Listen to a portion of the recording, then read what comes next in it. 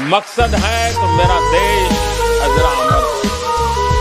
दुनिया याद करे तो मेरे देश को याद करे, मेरे देश के भविष्य को देखे, मेरे देश के लिए दुनिया गर्व से कहे ये एक देश है जो मानव कल्याण का रास्ता दिखा सकता है।